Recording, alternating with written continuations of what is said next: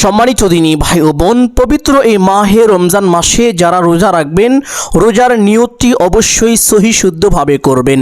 কারণ রোজা যেমন ফরজ, রোজার নিয়ত করাও তেমন ফরজ। সারাদিন রোজা রাখলেন, রোজার নিয়তটি সঠিকভাবে করলেন না, নিয়ত সঠিকভাবে না করার কারণে কিন্তু আপনার রোজা বাতিল হয়ে যাবে। এই কষ্ট করে আপনার কোনো লাভ হবে না। এই জন্য সম্মানিত দিনী ভাই বোন, আপনাদেরকে অনুরোধ করে বলবো, পবিত্র মাহে রমজানের রোজা যারাই রাখবেন, রোজার নিয়তটি অবশ্যই সঠিকভাবে করবেন। আজ আপনাদেরকে এই ভিডিওতে বলে দিব রোজার নিয়ত কখন করতে হবে এবং কিভাবে করতে হবে, এবং ইফতারের সময় কোন দোয়া পাঠ করে ইফতার করতে হবে। আরেকটি বিশেষ দোয়ার কথা বলে দিব, যেই দোয়াটি আল্লাহর নবী সাল্লাল্লাহু আলাইহি ওয়াসাল্লাম পবিত্র মাহে রমজান মাসে ইফতারের পূর্ব মুহূর্তে খুব বেশি পরিমাণে পাঠ করিতেন। আর এই দোয়া পাঠ করলে মহান আল্লাহ তাআলা বান্দার জীবনের সমস্ত গুনাহখাতা ক্ষমা করে দেন এবং আল্লাহ তাআলা ওই ব্যক্তির উপরে অজস্রভাবে বৃষ্টির মতো রহমত নাজিল করতে থাকেন।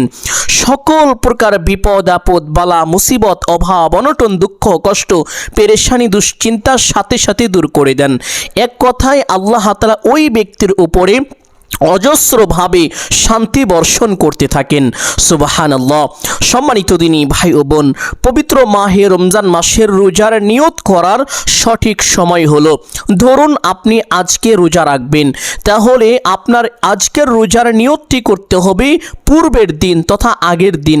যেমন ধরেন যারা আগামীকালকে রোজা রাখবেন, তারা আজকে রাতেই নিয়তটি করবেন। আর কোনো কারণবশত আপনার যদি মনে না থাকে, আজকে রাতে নিয়তটি না করতে পারেন, তাহলে অবশ্যই সাহারি করার পূর্বে নিয়তটি যেভাবেই হোক আপনাকে করতেই হবে। নতুবা সারাদিন কষ্ট করে না খেয়ে থাকলেও কিন্তু আপনার রোজা হবে না। সম্মানিত দিনী ভাই বোন, রোজার নিয়তটি যারা আরবিতে পারেন এভাবে করিবেন, নাওয়াইতু আন আসুমা গাদাম মিন শাহরি রমাদানাল মুবারাকি ফারদাল লাকা ইয়া আল্লাহু ফাতাকাব্বাল মিন্নি ইন্নাকা আনতাস সামিউল আলিম। নিয়তটি আরও একবার বলছি, যারা আরবিতে নিয়ত করেন তারা অবশ্যই এভাবে সহি শুদ্ধ করে নিয়তটি করবেন, নাওয়াইতু আন আসুমা গাদাম মিন শাহরি রমাদানাল মুবারাকি ফারদাল লাকা ইয়া আল্লাহু ফাতাকাব্বাল মিন্নি ইন্নাকা আনতাস সামিউল আলিম। এভাবে নিয়তটি করবেন। আর যারা আরবি এই নিয়তটি পারেন না, তারা বাংলায় মনে মনে সংকল্পনা করিবেন, এই ধারণা করিবেন, হে আল্লাহ, আপনার সন্তুষ্টির জন্য আমি আগামীকালকে রোজা রাখবো। ভালো করে শুনুন, এটাই ধারণা করবেন, সংকল্পনা করবেন, তাহলেই নিয়ত হবে, হে আল্লাহ, আপনার সন্তুষ্টির জন্য আমি আগামীকালকে রোজা রাখবো। অথবা যখন সাহারি খাবেন, সাহারি খাওয়ার পূর্বে আপনি অবশ্যই মনে মনে এই নিয়তটি করবেন, হে আল্লাহ, আমি আপনার সন্তুষ্টির জন্য রোজা রাখবো, এই জন্য সাহারি খাচ্ছি।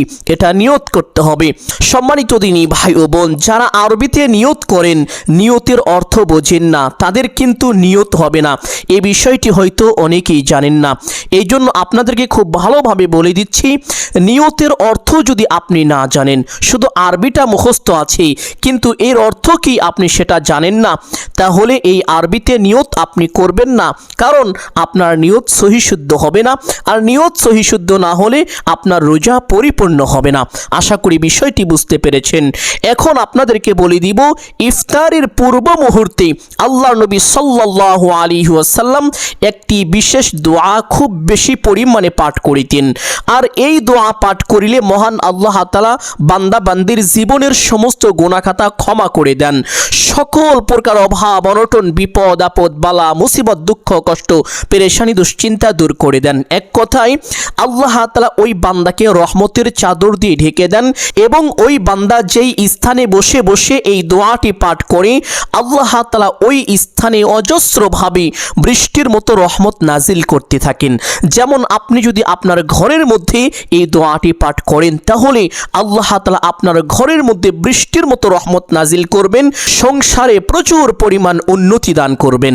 সুবহানাল্লাহ। আর সেই দোয়াটি হলো, ইয়া ওয়াসিআল মাগফিরাতি ইগফিরলি ইয়া ওয়াসিআল মাগফিরাতি ইগফিরলি। এই দোয়াটি এভাবেও পাঠ করা যায়, ইয়া ওয়াসিআল ফাদলি ইগফিরলি ইয়া ওয়াসিআল ফাদলি ইগফিরলি। ইফতারের কিছু সময়, যেমন ধরেন 10 মিনিট বা 20 মিনিট বা 5 মিনিট, 2 মিনিট, 3 মিনিট, যতটুকু পারেন ইফতারের পূর্ব মুহূর্তে এই দোয়াটি পাঠ করতে শুরু করবেন। একেবারে যখন আজান হবে, আজান হওয়া পর্যন্ত পাঠ করতেই থাকবেন। যখন আজান হয়ে যাবে, আজান হওয়ার সাথে সাথে আল্লাহুম্মা লাকা সুমতু ওয়া আলা রিজকিকা আফতারতু, এই দোয়াটি পাঠ করে আপনি ইফতার শুরু করবেন। অবশ্যই আপনার ইফতারের প্রথম খাবারটি যেন খেজুর হয়। এটা আল্লাহ নবী সাল্লাল্লাহু আলাইহি ওয়াসাল্লামের সুন্নত। যদি খেজুর না থাকে তাহলে যে কোনো মিষ্টি জাতীয় খাবার দিয়ে আপনি ইফতারটি শুরু করবেন, তাহলে আল্লাহ তাআলা আপনাকে কল্যাণ দান করিবেন। আশা করি বিষয়টি বুঝতে পেরেছেন। সম্মানিত দিনী ভাই বোন, আমি আশা করছি আজকের এই ছোট্ট ভিডিওটি আপনাদের সকলের জন্য অত্যন্ত গুরুত্বপূর্ণ এবং উপকারী ছিল। অতএব সকলকে বলবো সদকায়ে জারিয়ার উদ্দেশ্যে কমপক্ষে একটি হলেও শেয়ার করে দিবেন। ভিডিওটি ভালো লাগলে অবশ্যই একটি লাইক করবেন, কমেন্টে আমিন বলে দোয়ায় শরীক থাকবেন।